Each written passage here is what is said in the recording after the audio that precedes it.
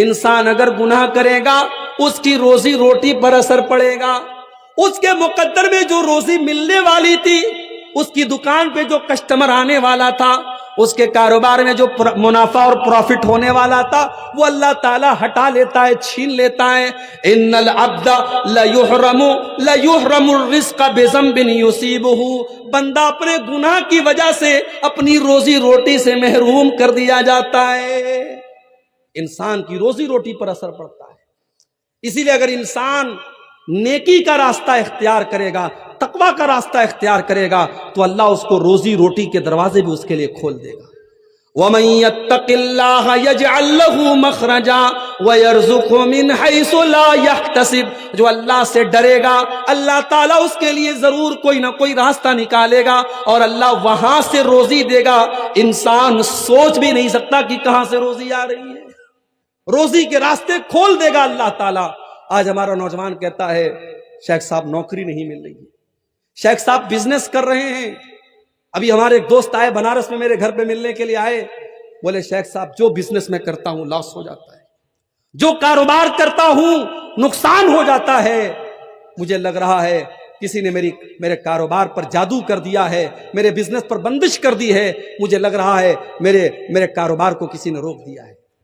تو میں نے ان کو سمجھایا، میں نے کہا پہلے آپ غور کیجئے، کہیں ایسا تو نہیں کوئی گناہ کا کام ہو رہا ہے گھر کے اندر، کوئی اللہ کو ناراض کرنے والا کام تو نہیں ہو رہا ہے؟ اگر انسان گناہوں کی دنیا میں اور گناہوں کے دلدل میں اگر پڑا ہے، گھر میں زنا ہو رہا ہے، گھر میں بے حیائی ہو رہی ہے، گھر میں گانا بج رہا ہے، گھر میں اللہ کو ناراض کیا جا رہا ہے، تو آپ کے بزنس پر اور آپ کے کاروبار پر اس کا برا اثر پڑے گا میرے بھائی، کیونکہ اللہ کے نبی فرماتے ہیں ان العبد لیحرم الرزق بذنب یصیبہ، بندہ اپنے گناہ کی وجہ سے اپنی روزی سے محروم ہو جاتا ہے۔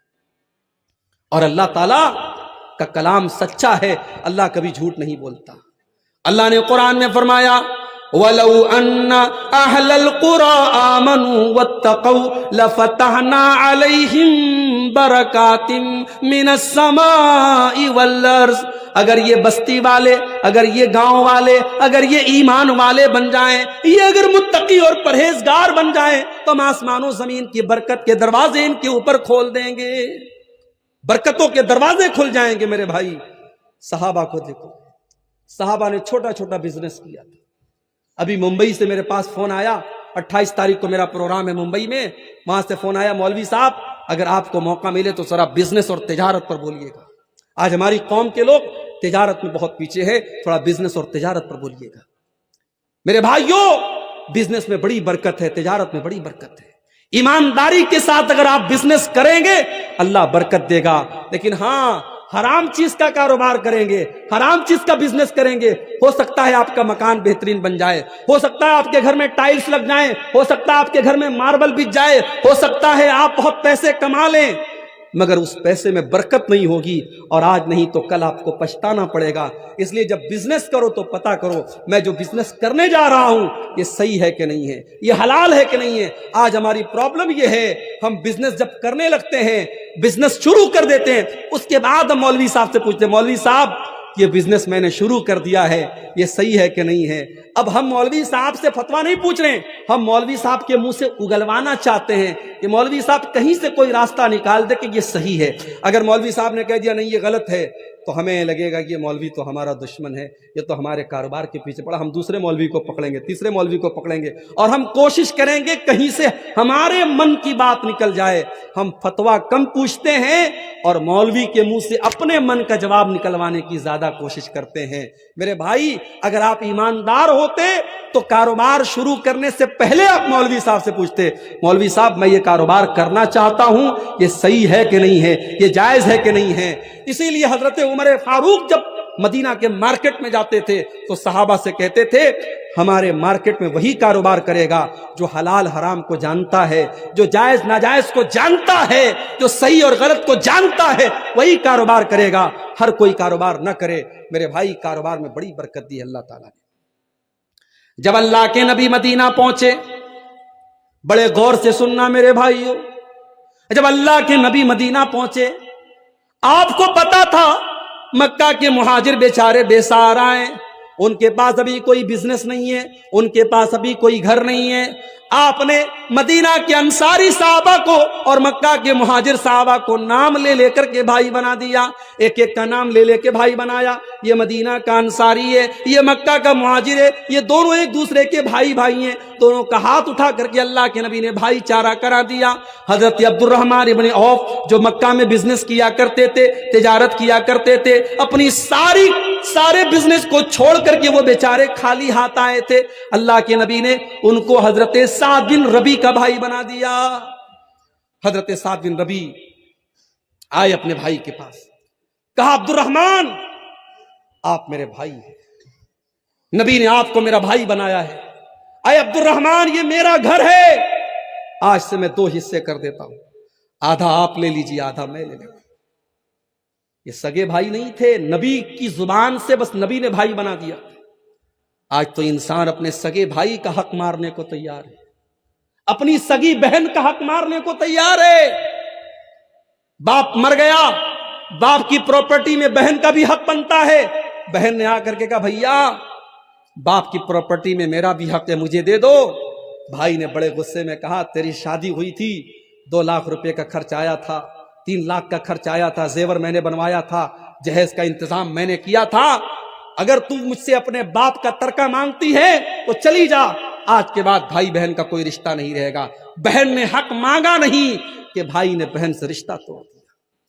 میرے بھائیوں، اسلام نے یہ حق دیا ہے بہن کو، اللہ نے یہ حق دیا ہے بہن کو۔ باپ کی پراپرٹی میں جیسے بیٹے کا حق ہے ویسے بیٹی کا حق ہے۔ آپ کے چہرے پر ماشاءاللہ بڑی لمبی لمبی داڑھی ہے، آپ کی پیشانی پر سجدے کا نشان ہے، اور آپ اپنی بہن کا حصہ اگر ڈکار گئے ہیں اور اپنی بہن کا حصہ کھا گئے ہیں تو کل قیامت کے دن اللہ کی بارگاہ میں جواب دینے کے لیے تیار رہیے گا۔ اللہ کیا پوچھا جائے گا تو نے اپنی بہن کا حق کیوں مارا، تو نے اپنی بہن کا حصہ اس کو کیوں کھا گیا۔ آج حالات یہ ہے، دیکھو میرے بھائی، آج لوگ اپنی بہنوں کا حق مار لیتے ہیں۔ آپ غور کیجئے کہ کس طریقے سے آج ہماری روزی روٹی پر اثر ہو رہا ہے۔ یہاں عبد الرحمن ابن عوف کو نبی نے بھائی بنایا ہے، سگے بھائی نہیں ہیں، نبی کی زبان سے بھائی بھائی بنے ہیں۔ حضرت سعد بن ربی کہتے ہیں عبد الرحمن یہ میرا گھر ہے، آدھا تم لے لو آدھا میں لے لیتا ہوں، یہ میرے کھجوروں کے باغات ہیں، آدھے تم لے لو آدھے میں لے لیتا ہوں، میری 4 بیویاں ہیں، تم پسند کر لو کسی ایک کو میں طلاق دے دیتا ہوں، اور عدت گزرنے کے بعد تم شادی کر لینا۔ بیوی تک دینے کو تیار ہو گئے کہ تم نئے آئے ہو، ابھی تم کو مدینہ میں رشتہ نہیں ملے گا، شادی ہونا مشکل ہے، میں گھر بھی دے دیتا ہوں، گھر والی کا بھی انتظام کر دیتا ہوں، میری کسی بیوی کو پسند کر لو، میں طلاق دے دیتا ہوں، عدت گزر جائے تو تم نکاح کر لیں۔ ہمیں سن کر کے تھوڑا عجیب لگ رہا ہے، اپنی بیوی کو طلاق دینے کی بات کر رہے ہیں، مگر یہ تھا ان کے دل کی یہ بات تھی، ان کے دل اتنے بڑے تھے، اس سماج میں یہ عیب کی بات نہیں تھی، اپنے بھائی کے لیے اپنا سب کچھ قربان کرنے کو تیار تھے۔ لیکن حضرت عبد الرحمن بھی بڑے خوددار آدمی تھے، بڑے خوددار آدمی تھے، انہوں نے کہا نہیں اے سعد بن ربی، اللہ تیرے مال میں برکت دے، تیرے پریوار میں برکت دے، مجھے تیرا گھر نہیں چاہیے، مجھے تیرا بزنس نہیں چاہیے، اللہ تیرے پریوار میں اور برکت دے، تیرے روزی روٹی میں اور برکت دے، مجھے بس بزنس کرنا ہے، مجھے مارکیٹ کا پتہ بتا دو۔ میرے پیارے ساتھیوں، حضرت عبد الرحمن ابن عوف نے مدینہ کے ایک مارکیٹ سے گھی کا اور پنیر کا بزنس شروع کیا۔ گھی اور پنیر کا بزنس انہوں نے چند پیسوں سے شروع کیا، اور کچھ ہی دنوں میں اتنی برکت اللہ تعالیٰ نے ان کے کاروبار میں دے دی، اتنی دولت ان کے پاس آ گئی، اتنا پیسہ ان کے پاس ہو گیا کہ انہوں نے جب شادی کی تو اپنی بیوی کو مہر میں انہوں نے کھجور کی گٹھلی کے برابر سونا دے دیا۔ اور جب نبی نے ان کے کپڑے پر زردی کا نشان دیکھا اور نبی نے پوچھا کہ عبد الرحمن کیا تم نے شادی کی ہے؟ کہا کہ ہاں اللہ کے نبی میں نے شادی کی ہے۔ تو اللہ کے نبی نے پوچھا کہ اپنی بیوی کو تم نے مہر میں کیا دیا؟ نبی نے پوچھا کہ عبد الرحمن تم نے اپنی بیوی کو مہر میں کیا دیا؟ ہمارے ہاں جب کسی لڑکے کی شادی ہوتی ہے تو لڑکے سے پوچھا جاتا ہے تجھے جہیز میں کیا ملا، 4 ویلر ملی کہ 2 ویلر ملا، واشنگ مشین ملی کہ فریج ملا، کیا کیا ملا، ہم لڑکے سے یہ پوچھتے ہیں۔ یہاں اللہ کے نبی عبد الرحمن سے پوچھ رہے کہ اے عبد الرحمن تو نے اپنی دلہن کو مہر میں کیا دیا؟ کہا اے اللہ کے نبی میں نے کھجور کی گٹھلی کے برابر سونا دیا ہے۔ آپ نے فرمایا اس کا مطلب کہ تمہارے پاس پیسہ ہے، تم مضبوط ہو، اولم ولو بشاتن, تو تم ولیمہ کرو, چاہے تمہیں ایک بکری ہی کا ولیمہ کرنا پڑے لیکن تم ولیمہ کرو. میرے پیارے ساتھیوں, کاروبار میں اللہ تعالیٰ بہت برکت دیتا ہے. اگر ہم گناہوں سے بچیں گے اللہ ہمارے کاروبار میں برکت دے گا, مگر ہم جھوٹ بولیں گے, بے ایمانی کریں گے, چوری کریں گے, کاروبار میں فراڈ کریں گے, تو کان کھول کر کے سن لو, اللہ کے نبی فرماتے ہیں محقت برکت بیعہما, جس کاروبار میں فراڈ کیا جائے, دھوکہ کیا جائے, اس کاروبار کی برکت کو اللہ تعالیٰ چھین لیتا ہے. اور آگے بڑھیے, گناہ کرنے کا ایک نقصان اور ہوتا ہے. گناہ کرنے والا قیامت کے دن اندھا بنا کے اٹھایا جائے گا. وَمَنْ أَعْرَضَ عَنْ ذِكْرِي فَإِنَّ لَهُ مَعِيشَةً ضَنْكًا, جو ہمارے ذکر سے منہ موڑے گا, جو ہمیں یاد نہیں کرے گا, جو ہم کو ناراض کرے گا, ہم اس کی زندگی کو پریشانی والی اور بے چینی والی زندگی بنا دیں گے. اس کی زندگی میں سکون نہیں ہوگا, اس کی زندگی میں شانتی نہیں ہوگی, اس کی زندگی میں چین نہیں ہوگا, اس کی زندگی بے سکونی والی ہو جائے گی, ڈپریشن کا شکار ہو جائے گا. دولت بہت ہوگی مگر راتوں میں اس کو نیند کی گولیاں لینی پڑیں گی, تب جا کر اس کو نیند آئے گی. اس کے گھر میں کھانے کی کمی نہیں ہوگی مگر چائے بنے گی تو کہے گا صاحب میری چائے میں چینی مت ڈالنا, مجھے شوگر ہو گیا ہے. چکن بنے گا تو کہے گا مجھے چکن مت دینا, مجھے شوگر ہو گیا ہے. ایک چیز کھائے گا تو 10 چیزوں سے پرہیز کرے گا. اتنی بیماریوں میں اللہ تعالیٰ ڈال دے گا. وَمَنْ أَعْرَضَ عَنْ ذِكْرِي فَإِنَّ لَهُ مَعِيشَةً ضَنْكًا, اگر مجھے بھول جاؤ گے, اگر مجھے یاد نہیں کرو گے, ہم تمہاری زندگی کو پریشانیوں والی زندگی بنا دیں گے. وَنَحْشُرُهُ يَوْمَ الْقِيَامَةِ أَعْمَى, اور قیامت کے دن ہم تمہیں اندھا بنا کر کے اٹھائیں گے. دنیا میں بڑا اچھا دیکھتا تھا, چشمہ بھی نہیں لگاتا تھا, مگر قیامت کے دن اندھا بنا کے اللہ تعالیٰ اٹھائے گا. قال رب لم حشرتنی اعمی وقد كنت بصیرا, کہے گا اے اللہ میں تو دنیا میں اچھا بھلا دیکھا کرتا تھا, تو نے مجھے اندھا بنا کے کیوں اٹھایا؟ اللہ فرمائے گا کذالک اتتک آیاتنا فنسیتها وکذالک اليوم تنسی, میرے بندے تو ہماری آیتوں کو دیکھ کر کے اگنور کر دیتا تھا, نظر انداز کر دیتا تھا, آج ہم تجھے اگنور کر دیں گے, نظر انداز کر دیں گے. تو گناہوں کے یہ نقصانات ہیں میرے بھائی. اب آئیے ہم تقریر کے دوسرے پارٹ کی طرف آتے ہیں. وہ کون سے گناہ ہیں جن کو شریعت نے بڑے بڑے گناہ قرار دیا ہے؟ اللہ کے نبی کے پاس ایک صحابی آئے, کہا اللہ کے نبی ای الذنب اعظم, سب سے بڑا گناہ کیا ہے؟ سب سے بڑا گناہ کیا ہے؟ آپ نے فرمایا ان تجعل للہ ندا وہو خلقک, سب سے بڑا گناہ یہ ہے کہ تم اللہ کے برابر کسی کو ٹھہراؤ. کرسمس کا تہوار آیا, کل میں کلکتہ میں تھا, کلکتہ ایئرپورٹ سے اترا, مجھے ہاوڑا اسٹیشن جانا تھا, میں بائک کے اوپر جا رہا تھا, راستے میں دیکھا بہت بڑا ٹینٹ لگا ہوا ہے اور بہت بڑی بڑی لائٹیں لگی ہیں اور کرسمس کا تہوار منایا جا رہا ہے, اور وہ تہوار منانے والا کوئی غیر مسلم نہیں ہے, مسلمان ہے. اس علاقے کا جو MLA ہے, اس علاقے کا جو MP ہے, وہ بیچارہ لوگوں کو خوش کرنے کے لیے کرسمس منا رہا ہے. میں کہتا ہوں ایسی پالیٹکس اور ایسی راجنیتی ہمیں نہیں کرنی ہے جس پالیٹکس کے چکر میں اور جس راجنیتی کے چکر میں اپنے دین اور ایمان سے ہمیں ہاتھ دھونا پڑے. ہمیں نہیں چاہیے ایسے MP, ہمیں نہیں چاہیے ایسے MLA جو اپنی توحید اور اپنے ایمان کا سودا کر لیں. میرے بھائی کرسمس منا رہے ہو. ہمارے نوجوان لڑکے جو کالجوں میں پڑھتے ہیں, جو ہماری نوجوان لڑکیاں کالجوں میں پڑھتی ہیں, یہ فیس بک کے اوپر بیچارے اپنے آپ کو بہت شانتی پریہ ثابت کرنے کے لیے 25 دسمبر کو یہ فیس بک پر لگاتے ہیں merry Christmas to all brothers and sisters. کیا کہتے ہیں؟ میری کرسمس, کرسمس کی مبارکباد دے رہے ہیں. تیرے بقرعید کا تہوار آیا تو کسی عیسائی نے بکرا تو نہیں کاٹا, تیری عید کا تہوار آیا تو کسی عیسائی نے آ کر کے تیری عیدگاہ میں 2 رکعت نماز تو نہیں پڑھی. تجھے بڑی خوشی ہے اس کے کرسمس منانے کی. تجھے معلوم ہے یہ کرسمس کا تہوار کیوں منایا جا رہا ہے؟ کرسمس کے تہوار کے اوپر یہ عقیدہ رکھا جاتا ہے, یہ عیسائی یہ عقیدہ رکھتے ہیں کہ اللہ تعالیٰ کو بیٹا پیدا ہوا ہے. وہ عیسیٰ مسیح کو اللہ کا بیٹا مانتے ہیں اور یہ عقیدہ رکھتے ہیں کہ آج کے دن اللہ تعالیٰ کو بیٹا پیدا ہوا ہے. اے مسلمان, تیرے اللہ کو گالی دی جا رہی ہے، تیرے اللہ کو برا بھلا کہا جا رہا ہے، تیرے رب کو برا بھلا کہا جا رہا ہے، اور تو کرسمس کی مبارکباد دے رہا ہے۔ تیرا عقیدہ تو یہ نہیں ہونا چاہیے۔ تیرا عقیدہ تو قرآن کی سب سے چھوٹی سورت میں بتا دیا گیا، قل هو اللہ احد اللہ الصمد لم یلد ولم یولد ولم یکن له کفوا احد۔ اے نبی آپ کہہ دیجئے اللہ ایک ہے، اللہ بے نیاز ہے، اللہ کا کوئی بیٹا نہیں اور اللہ کسی کا بیٹا نہیں، ولم یکن له کفوا احد، اور اللہ کے برابر کوئی نہیں۔ اللہ کا بیٹا بنایا جا رہا ہے اور تو ہے میری کرسمس بول رہا ہے، تو مبارکباد دے رہا ہے۔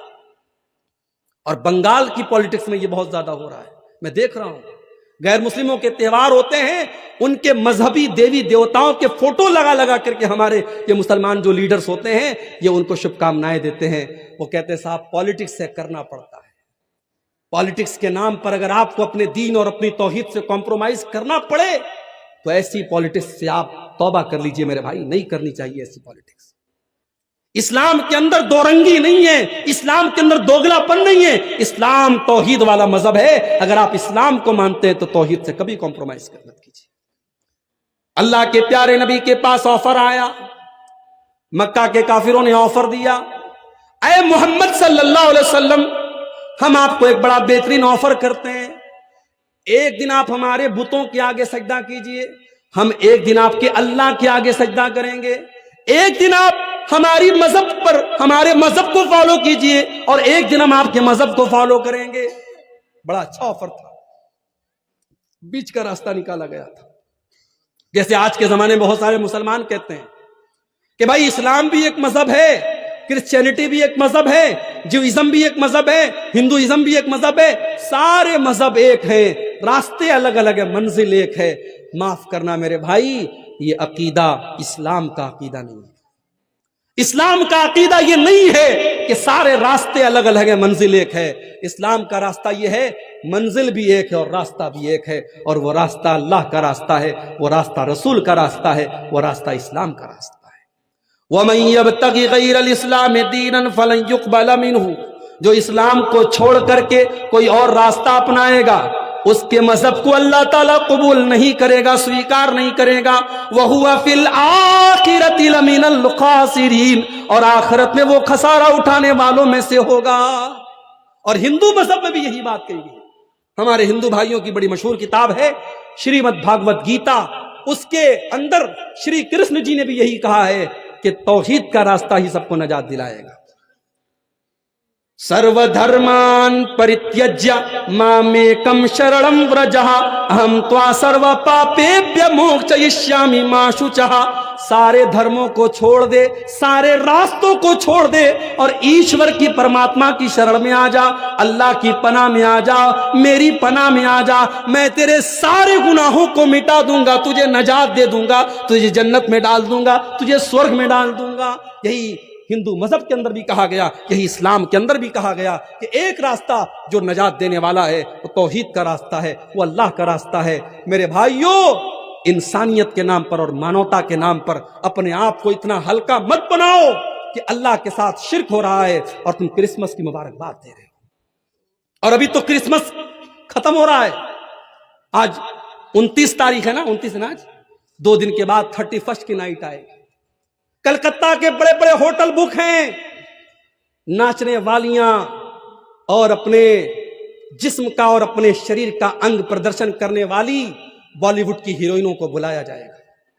10-10 ہزار کے ٹکٹ ہیں، اور آپ یقین کریں بڑے بڑے 5 اسٹار ہوٹلوں میں 31 کی نائٹ میں رات بھر شراب پی جائے گی اور نشے کی حالت میں لوگ دھت ہو کر کے حرام کام کریں گے، اور یہ کام ایک بڑی تعداد میں مسلمان لڑکے اور لڑکیاں بھی کرتے ہوئے نظر آئیں گے۔ مسلمان بھی آپ کو یہ کام کرتے ہوئے نظر آئیں گے۔ کلکتہ میں جب اولا بائک پر میں جا رہا تھا، اولا بائک کے ڈرائیور نے مجھ سے کہا، میرا حلیہ دیکھ کر کے اس کو لگا کہ یہ مولوی صاحب حافظ جی لگ رہے ہیں، وہ مسلمان تھا، اس نے کہا مولوی صاحب حافظ جی حالات بہت برے ہیں۔ اس نے کہا سنڈے کے دن رات میں ہم لوگ جب بائک لے کے نکلتے ہیں، نشے کی حالت میں بالکل ٹھلی ہو کر کے، بالکل دھت ہو کر کے جوان لڑکیاں آتی ہیں، ان کے باپ کو کوئی پرواہ نہیں کہ ہماری لڑکی کہاں گئی ہے، ان کی ماں کو کوئی پرواہ نہیں ہماری جوان لڑکی کہاں گئی ہے، نشے کی حالت میں دھت ہو کر کے آتی ہیں اور ہم سے کہتی ہیں ہم کو ہمارے گھر پہنچا دو، اور ہمیں ڈر لگتا ہے کہیں ایسا نہ ہو کہ اس کو لے کر کے جب اپنی بائک پر ہم جائیں اور یہ ہم کو جکڑ کر کے ہم ہماری بائک پر جب بیٹھیں تو کہیں ایسا نہ ہو کہ ہم گناہوں کی دلدل میں چلے جائیں اور ہم کوئی غلط کام کر بیٹھیں۔ کہا کہ یہ کام کرنے والی مسلمان لڑکیاں بھی ہوتی ہیں اور غیر مسلم لڑکیاں بھی ہوتی ہیں۔ حالات یہ ہے میرے بھائی، یہ مسلمان ہیں جنہیں دیکھ کے شرمائے یہود، وضع میں تم ہو نصارہ تو تمدن میں ہنود، یہ مسلمان ہے جنہیں دیکھ کے شرمائے یہود۔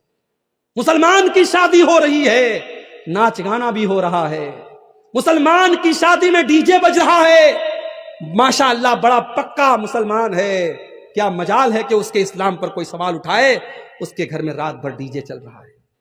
تیرے نبی نے کبھی بانسری کی آواز کو اپنے کانوں میں جانے نہ دیا، تیرے نبی کے صحابہ نے کبھی میوزک کو اپنے گھر میں آنے نہ دیا، اور تو شادی کے موقع پر رات بھر میوزک بجا رہا ہے اور تو اپنے آپ کو مسلمان کہہ رہا ہے۔ کیا تیرا اسلام صرف تیری مسجد اور تیری نماز تک ہے؟ تیرے شادی بیاہ میں تیرے اسلام سے کوئی مطلب نہیں۔ میں کہتا ہوں علماء پابندی لگا دیں، جس کے گھر میں شادی میں ڈی جے بجے گا، ناچ گانا ہوگا، سارے علماء مل کر کے یہ طے کر لے اس کے گھر میں ہم نکاح نہیں پڑھائیں گے، اس کی شادی میں ہم نہیں جائیں گے، لوگوں کے دماغ صحیح ہو جائیں گے، جائیں پڑھائیں، خود اپنا نکاح پڑھائیں، علماء منع کرتے ہم ایسی شادیوں میں نہیں جائیں گے۔ شادی ہماری کیسی ہو رہی ہے میرے بھائی؟ ماشاءاللہ باپ کے چہرے پر شرعی داڑھی ہے، ماتھے پر سجدے کا نشان ہے، شادی میں اپنی جوان بیٹی کو لے کے گیا ہے، کار سے نکلا، جوان بیٹی ساڑی پہن کر کے اور گاؤن پہن کر کے نکلی ہے، اس کا پورا آدھا شریر ڈھکا ہے اور آدھا شریر نظر آ رہا ہے، اور سارے لوگ اس کی لڑکی کو دیکھ رہے ہیں، اور باپ کو کوئی فرق نہیں پڑتا ہے۔ صاحب فیشن کا زمانہ ہے، شادی کے موقع پر میری لڑکی تو حور بن کے آئی ہے، میری لڑکی جو چاہے پہنے، کیا فرق پڑتا ہے؟ مجھے بتاؤ، کیا شادی کے موقع پر بے پردگی جائز ہو گئی، بے حیائی جائز ہو گئی؟ میں کہتا ہوں وہ لڑکی جتنی گنہگار ہے، وہ لڑکی جتنی گنہگار ہے، اس لڑکی کا جوان باپ اور اس لڑکی کی ماں، اس جوان لڑکی کا باپ اور اس لڑکی کی ماں جس نے اس کو وہ کپڑا لا کے دیا ہے اور وہ کپڑا پہنایا ہے، اور وہ کپڑا پہن کر کے اپنے شریر کا پردرشن کر کے جب وہ لڑکی شادی میں گئی ہے تو باپ بھی برابر گنہگار ہوگا، ماں بھی برابر گنہگار ہوگا۔ اللہ کے نبی فرماتے ہیں ثلاث لا ينظر اللہ عز وجل الیہم یوم القیامہ، تین لوگ ایسے ہیں کہ قیامت کے دن اللہ تعالیٰ نہ تو ان کی طرف دیکھے گا، نہ ان سے بات چیت کرے گا، نہ ان کو گناہوں سے پاک و صاف کرے گا۔ تین لوگ بڑے بد نصیب لوگ ہوں گے۔ نمبر ایک، العاق لوالدیہ، اپنے ماں باپ کو ستانے والا، اپنے ماں باپ کو تکلیف پہنچانے والا، اپنے ماں باپ سے رشتہ توڑنے والا۔ نمبر دو، والمرأۃ المترجلہ، مردوں کی نقل کرنے والی، مردوں کی کاپی کرنے والی عورت۔ اور نمبر تین، الدیوس الذی یقر فی اہلہ الخبث، وہ دیوس آدمی، وہ بے غیرت آدمی، وہ بے شرم آدمی جس کے گھر کی بہو بیٹی بے حیائی کا کام کرے اور اس کو کوئی فرق نہ پڑے۔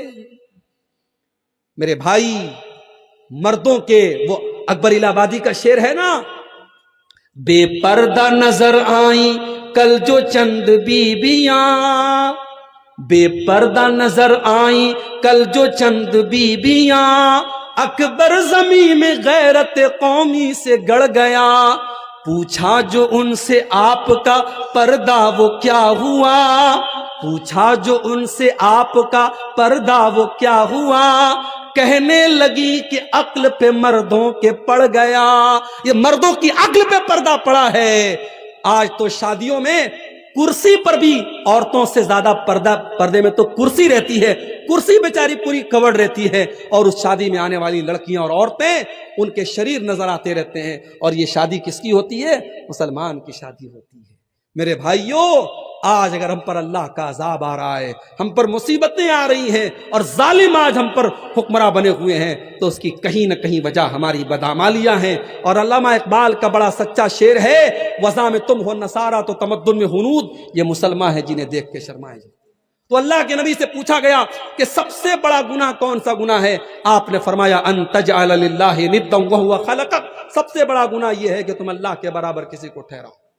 پھر پوچھا گیا اللہ کے نبی اس کے بعد سب سے بڑا گناہ کیا ہے؟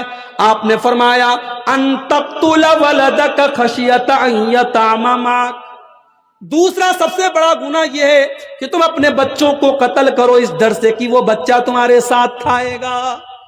اپنی اولاد کو قتل کرو، اپنی اولاد کو مار ڈالو اس ڈر سے کہ اولاد کو کھلانا پڑے گا۔ 1400 سال پہلے لوگ بیٹیوں کو زندہ زمین میں گاڑ دیا کرتے تھے، اور آج بھی بیٹیوں کو ماں کے پیٹ میں مار دیا جاتا ہے۔ ہمارے پاس ایسے بھی لوگوں کا فون آتا ہے، مولوی صاحب میرا میڈیکل اسٹور ہے، میں دوا کا کاروبار کرتا ہوں، میں دوا بیچتا ہوں، میرے پاس لوگ آتے ہیں اور کہتے ہیں کہ ہمیں وہ دوا دے دو جس سے ماں کے پیٹ میں بچہ گرا دیا جائے، ایبارشن ہو جائے اور حمل ساقط ہو جائے، پریگننسی ختم ہو جائے۔ مولوی صاحب ہم تو میڈیکل اسٹور کا کام کرتے ہیں، ہم تو دوا کو بیچنے کا کام کرتے ہیں، اگر وہ دوا ہم دیتے ہیں تو کیا ہم کو گناہ پڑے گا؟ میں نے کہا بالکل گناہ پڑے گا، اس لیے کہ قرآن کہتا ہے تعاونوا علی البر والتقوی ولا تعاونوا علی الاثم والعدوان۔ قرآن کہتا ہے گناہ کے کام میں اور غلط کام میں ایک دوسرے کا سپورٹ مت کرو۔ اگر آپ دوا کا کاروبار کرتے ہیں اور آپ وہ دوا بیچتے ہیں جس سے ماں کے پیٹ میں حمل ساقط ہوتا ہے، اس بچے کے قتل میں آپ بھی بھاگیدار بن جائیں گے، اس میں آپ بھی شریک ہو جائیں گے۔ میں نے کہا قطعی ایسا کام مت کیجیے اور مت بیچیے۔ اور اصول سمجھ لو، اصول سمجھ لو کلیا چک والو، جو چیز غلط ہے، غلط چیز کا کاروبار کرنا بھی غلط ہے۔ جو چیز حرام ہے، حرام چیز کا بزنس کرنا بھی حرام ہے۔ جو چیز ناجائز ہے اس کا کاروبار کرنا اور اس کا کام کرنا، اس کو دکان پر سیل کرنا اور اس کو بنانے میں سپورٹ کرنا بھی غلط ہے، اور اس میں کوئی اختلاف نہیں ہے۔ سارے علماء کا یہ متفقہ فتویٰ ہے، جاؤ کسی بھی ادارے سے فتویٰ لے لو۔ اگر آپ کسی چیز کے بارے میں شریعت کی نظر میں آپ یہ مانتے ہیں کہ یہ چیز غلط ہے اور پھر آپ اس چیز کا کاروبار کر رہے ہیں، اس کا بزنس کر رہے ہیں، تو آپ اللہ کے یہاں جواب دینا پڑے گا، کیونکہ آپ نے حرام اور ناجائز چیز کا بزنس کر کے اس کو پروموٹ کیا ہے۔ اور دلیل اس کی قرآن کی یہی آیت ہے وَلَا تَعَاوَنُوا عَلَى الْإِثْمِ وَالْعُدْوَانِ، کہ گناہ کے کام میں اور غلط کام میں ہمیں ایک دوسرے کا سپورٹ نہیں کرنا ہے۔ تو بچے تو آج بھی قتل ہو رہے ہیں، بچے تو آج بھی قتل ہو رہے ہیں، کہیں ماں کے پیٹ میں قتل ہو رہے ہیں، کہیں ہاسپٹل کے باہر آپ کو ڈسٹ بین میں مری پڑی ہوئی بچیاں مل جائیں گی۔ اور آج بھی ہماری بھارت سرکار یہ نعرہ لگاتی ہے بیٹی بچاؤ بیٹی پڑھاؤ۔ آج 2023 اور 2024 شروع ہونے والا ہے، ترقی کا زمانہ ہے، ہمارا بھارت چندریان ہمارا چاند تک پہنچ گیا ہے۔ آج کے دور میں ہماری سرکار کو نعرہ لگانا پڑتا ہے بیٹی بچاؤ بیٹی پڑھاؤ۔ کیوں؟ کیونکہ سرکار کا یہ ڈاٹا ہے، یہ گورنمنٹ کا ڈاٹا ہے کہ ہر سال سینکڑوں بچیوں کو ماں کے پیٹ میں مار دیا جاتا ہے۔ اللہ کے نبی نے فرمایا شرک کے بعد دوسرا سب سے بڑا گناہ یہی ہے کہ انسان اپنی اولاد کو قتل کر دے، یہ سوچ کر کے قتل کر دے کہ بیٹی پیدا ہوگی اس کی شادی کیسے کریں گے، اس کو کیسے پڑھائیں گے، کیسے اس کی تعلیم کا انتظام کریں گے۔ میرے بھائی یہ دماغ سے نکال دیجئے کہ اولاد کو آپ کھلاتے ہیں، یہ دماغ سے نکال دیجئے کہ بیوی کو آپ کھلاتے ہیں۔ کبھی غور کرنا، جب شادی نہیں ہوئی تھی تب کتنا کماتے تھے، شادی کے بعد کتنا کما رہے ہو، اور بچے ہونے کے بعد کتنا کما رہے ہو۔ جب بیوی آتی ہے شادی کے بعد اس کے مقدر کی روزی بھی اللہ تم کو دیتا ہے، اور جب بچہ گھر میں آتا ہے اس کا مقدر بھی اللہ آپ کو دیتا ہے۔ کبھی یہ مت سمجھو کہ اپنے بچوں کو ہم کھلاتے ہیں، ہم اور آپ نہیں کھلاتے، اللہ کھلاتا ہے۔ یہ الگ بات ہے کسی کی مہینے کی آمدنی 10 لاکھ روپیے ہے، کسی کی 10,000 روپیے ہے، اور کوئی بیچارہ بڑی مشکل سے اپنا گزر بسر کر رہا ہے، مگر اللہ تعالیٰ سب کو کھلا رہا ہے، سب کو پلا رہا ہے۔ اولاد کو قتل مت کرو میرے بھائی، اولاد کی ہتیا کرنا یہ بہت بڑا پاپ ہے۔ پھر پوچھا گیا اللہ کے نبی اس کے بعد تیسرا سب سے بڑا گناہ کیا ہے؟ آپ نے فرمایا ان تزانی حلیلۃ جارک، اپنے پڑوسی کی بیوی کے ساتھ زنا کرنا۔ زنا تو کسی کے ساتھ بھی حرام ہے، لیکن پڑوسی کی بیوی کا نام کیوں لیا اللہ کے نبی نے؟ क्योंकि पड़ोसी पर पड़ोसी विश्वास करता है, पड़ोसी पर पड़ोसी भरोसा करता है। पड़ोसी घर को बंद करके जाता है तो पड़ोसी से बोल के जाता है मेरे घर की रक्षा करना, मेरे घर की हिफाजत करना। पड़ोसी का बड़ा हक होता है मेरे भाई।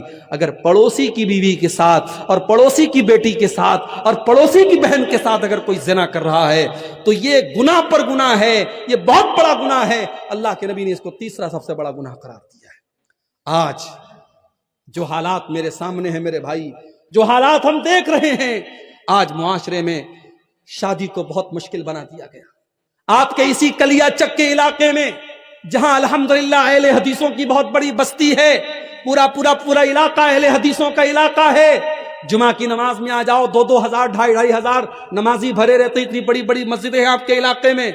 लेकिन इस इलाके में जब हम आते हैं और लोग कहते हैं मौलवी साहब हमारे यहाँ लेन देन बहुत चलता है, शादी में थोड़ा बोल दीजिएगा, बड़ी डिमांड की जाती है, थोड़ा इस पर भी बोल दीजिएगा। मैंने पूछा गरीब बाप अपनी लड़की की शादी कैसे करता है? तो किसी ने कहा मौलवी साहब गरीब आदमी या तो बैंक से लोन लेता है या घर बेच देता है।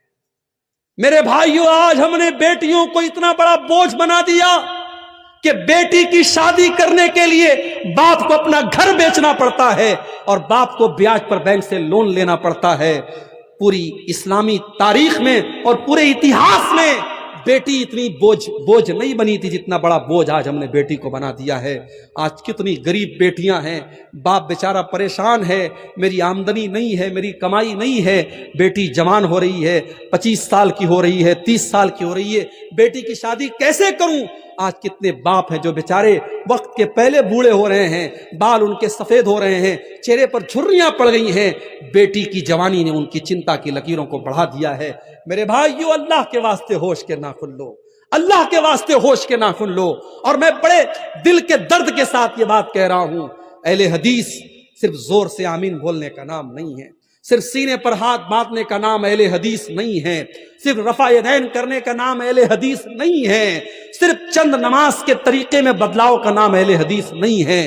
अहले हदीस कहते उस इंसान को जो मुकम्मल इस्लाम को फॉलो करता है, जो कुरान और हदीस पर चलता है। अगर आपकी नमाज कुरान और हदीस वाली है तो आपका शादी ब्याह का सिस्टम भी कुरान और हदीस वाला होना चाहिए। अगर आप अपने बेटे की शादी में डिमांड कर रहे हैं तो आपको ऐलान कर देना चाहिए कि मैं इंटरनेशनल भिखारी हूं, मैं कोई अहले हदीस वहले हदीस नहीं हूं, मैं तो भिखारी हूं, बेटे के लिए भीख मांग रहा हूं। बड़े अंदाज से और बड़े स्टाइल से आज लोग भीख मांगते हैं जहेज के नाम पर। मेरे भाइयों, मैं अपने नौजवानों से कहना चाहूंगा कि अगर तुम्हें अपने बाजुओं पर हिम्मत है और अपने बाजुओं पर भरोसा है तो इतना गट्स पैदा करो, अपने बाप से जाके कह दो, अपनी माँ से जाके कह दो कि मैं एक मामूली चटाई पर लेट जाऊंगा मगर मुझे अपने ससुराल से मिलने वाले बेड का इंतजार नहीं करना है। मैं घड़े का ठंडा पानी पी लूंगा, मुझे ससुराल से मिलने वाली फ्रिज का इंतजार नहीं है। मेरी बीवी अपने हाथों से कपड़ा धुल लेगी, मुझे ससुराल की वॉशिंग मशीन का इंतजार नहीं है। मैं अपने बेटी के बाप को मैं जहेज के नाम पर कोई उसके ऊपर बोझ नहीं डालूंगा। आज मेरे भाइयों, इन डिमांडों की वजह से बेटी बोझ हो रही है। निकाह को आसान करो मेरे भाई, निकाह को आसान करो, वरना आज अभी न्यूज आई है यूपी के अंदर से, मदरसे में पढ़ने वाली लड़की इस्लाम छोड़ करके दूसरे मजहब में दाखिल हो चुकी है, मुर्तद हो चुकी है। ये उत्तर प्रदेश की न्यूज है। आज उत्तर प्रदेश से लेकर बंगाल तक कितनी मुसलमान लड़कियां हैं जो इस्लाम को छोड़ रही हैं, मुर्तद हो रही हैं, दीन इस्लाम को छोड़ करके दूसरे मजहब में दाखिल हो रही हैं। ये रोने का मकाम है मेरे भाई। इस्लाम कोई ऐसा दीन तो नहीं है, ये तो अल्लाह का दीन है। आज ये दौर आ गया कि हमारी बेटियां, हमारी बहनें इस्लाम को छोड़ के जा रही हैं और हमें समझाना पड़ रहा है कि इस्लाम बहुत अच्छा दीन है। हमने तो तारीख में सुमैया का वाकया पढ़ा था, हमने तो तारीख में ऐसी औरतों का वाकया पढ़ा था जिन्होंने अपनी जान दे दी मगर ईमान को जाने न दिया। और आज इश्क और प्यार के नाम पर और मोहब्बत के नाम पर मुसलमान लड़की अपने मजहब को और अपने इस्लाम को छोड़ रही है। मेरे भाइयों, निकाह को आसान करो, निकाह को आसान करो। आज ऐसी लड़कियों के मेरे पास भी मैसेज आते हैं, ईमेल आता है, मौलवी साहब मेरा बाप मेरी शादी ऐसी जगह करना चाहता है جہاں لڑکا قبر پرست ہے، مزار پہ سجدہ کرتا ہے، قبر پہ سجدہ کرتا ہے، پورے گھر میں تعویذ پہنا جاتا ہے، مولوی صاحب میں ایسے گھر میں شادی نہیں کرنا چاہتی ہوں، میں نے اپنے باپ سے کہا کہ میری شادی فلاں کے ساتھ کر دیجئے، وہ لڑکا نیک ہے، دیندار ہے اور قرآن و حدیث پر چلنے والا ہے، لیکن میرا باپ تیار نہیں ہے۔ کان کھول کر کے سن لو، اگر لڑکی کی شادی اس کے ولی کی اجازت کے بغیر جائز نہیں ہے تو لڑکی کی شادی زبردستی کرنا بھی جائز نہیں ہے۔ زبردستی اگر آپ اپنی لڑکی کی شادی اس کی مرضی کے بغیر غلط جگہ کر رہے ہیں تو یہ بھی جائز نہیں ہے۔ لڑکی کی اجازت بھی ضروری ہے، اگر لڑکی کی شادی میں اس کے گارجین کا تیار ہونا اور اس کے ولی کا راضی ہونا ضروری ہے تو لڑکی کی رضامندی بھی ضروری ہے۔ آپ زبردستی اگر لڑکی کی شادی کرتے ہیں تو اسلام کی نظر میں یہ نکاح بھی ویلڈ نہیں ہے، صحیح نہیں ہے۔ اس لیے میرے بھائی تھوڑے سے اس معاملے میں سمجھداری سے کام لیجئے۔ اگر لڑکی کسی لڑکے کے ساتھ شادی کرنے کو بول رہی ہے یا لڑکا کسی لڑکی کے ساتھ شادی کرنے کو بول رہا ہے اور وہ رشتہ صحیح ہے، دین کے اعتبار سے کوئی خرابی نہیں ہے، تو ماں باپ ضد نہ کریں اور نکاح کر دیں تاکہ آئندہ زندگی میں وہ لڑکا یا لڑکی کوئی ایسا قدم نہ اٹھائے جس سے پورے خاندان کی عزت پر دھبا لگے۔ اس معاملے میں ہمیں سمجھداری سے کام لینا پڑے گا۔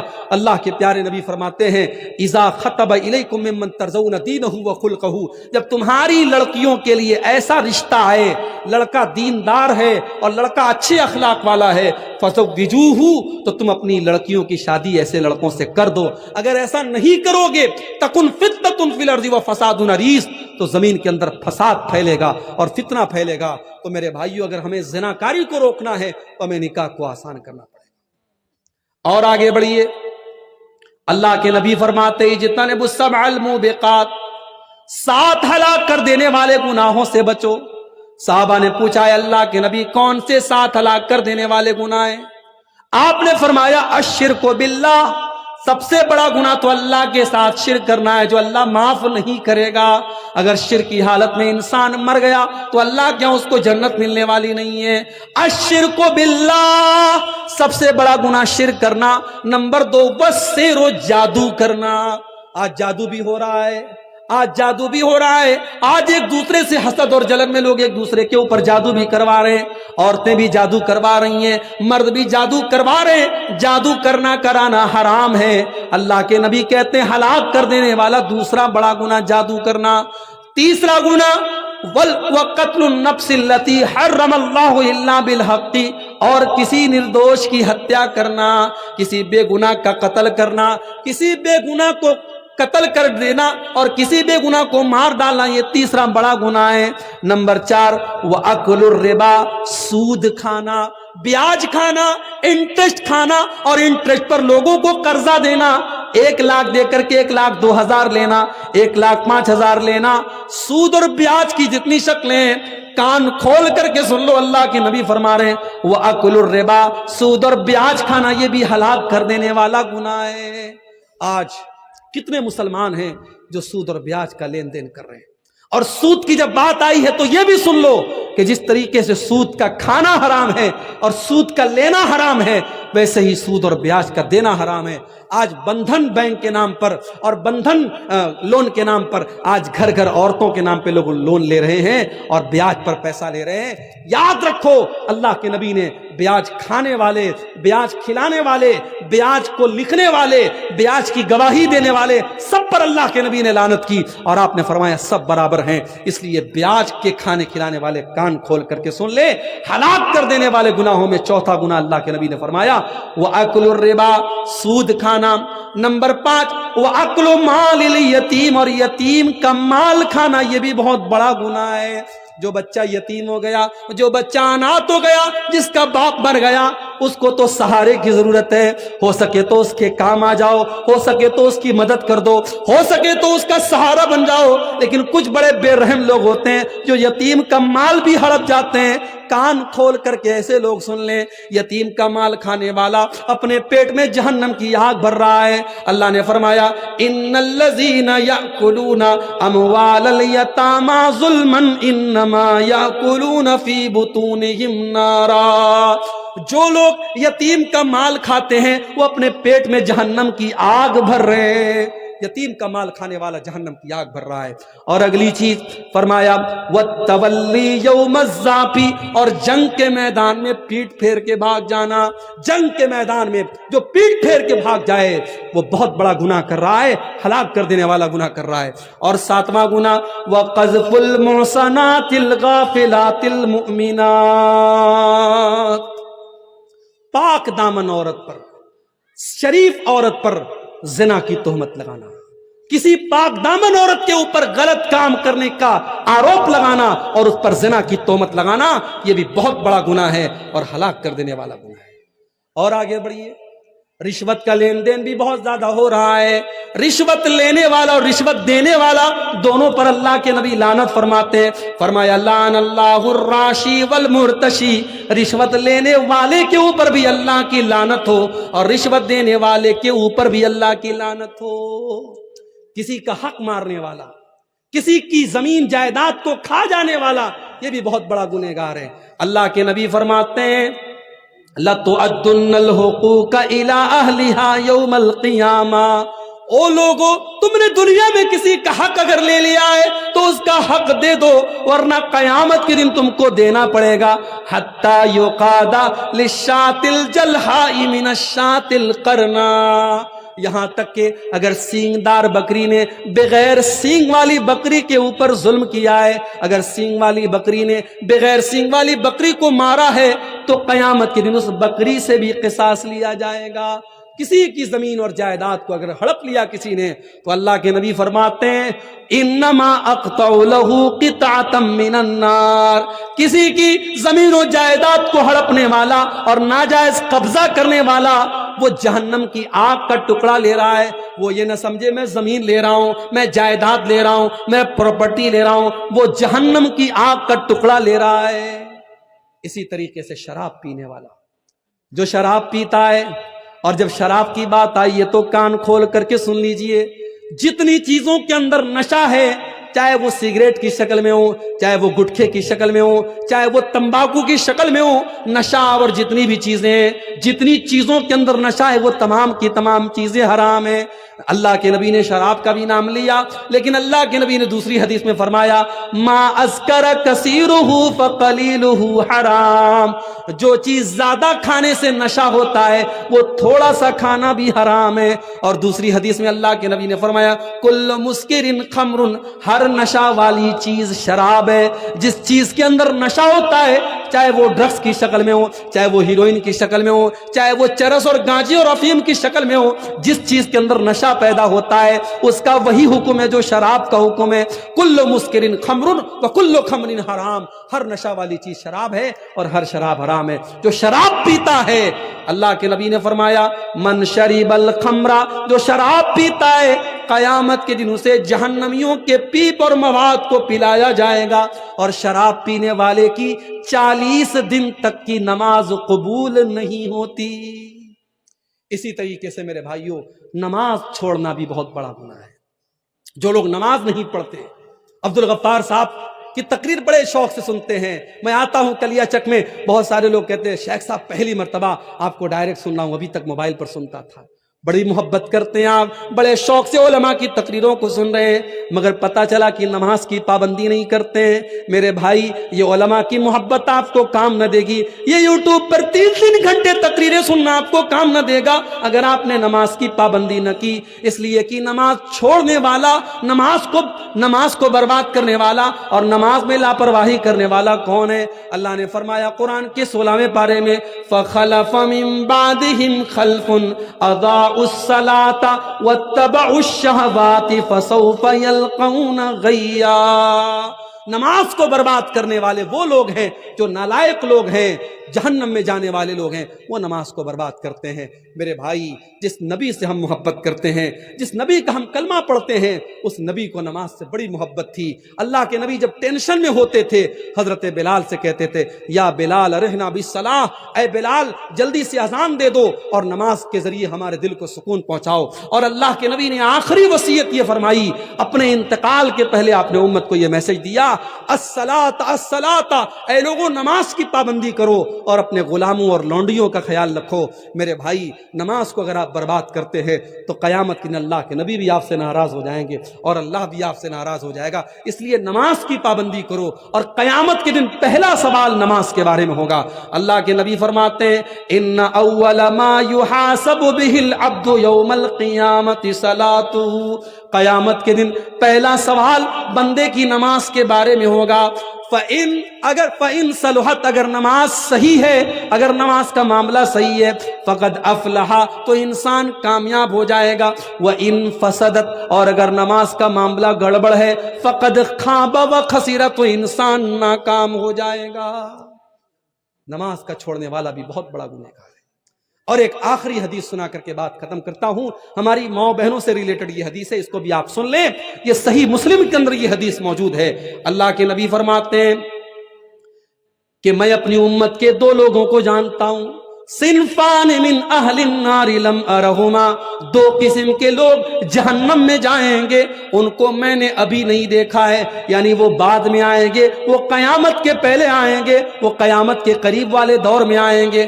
نمبر 1، قوم معہم سیاط کاذناب البقر یضربون بها الناس، ایسے لوگ آئیں گے جن کے ہاتھ میں گائے کی دم کی طرح کوڑے ہوں گے، اور وہ کوڑوں سے لوگوں کو ماریں گے، اتیاچار کریں گے، ظلم کریں گے، وہ اپنے پاور کا غلط استعمال کریں گے، وہ اپنی طاقت کا غلط استعمال کریں گے۔